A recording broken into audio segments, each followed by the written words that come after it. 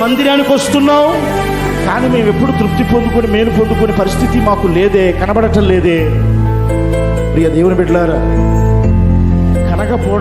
కనగటం లేదు అంటే ఒక విషయాన్ని జ్ఞాపకం చేసుకోవాలి. ఏంటంటే ఆయన ప్రతి దినము లేక మందిరానికి వచ్చే ప్రతి ఒక్కరిని ఆయన కనిపెడుతూ ఉంటాడు.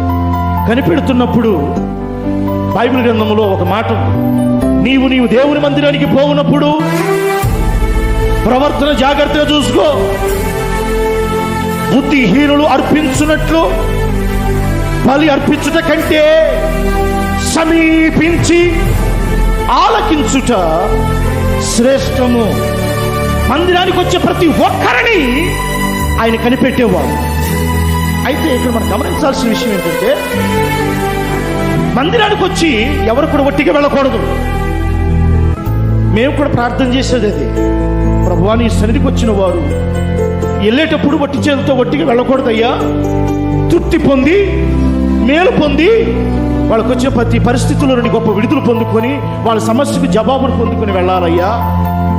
అదే కదా, ఎందుకు అంటే ప్రయాసపడి వస్తున్నారు.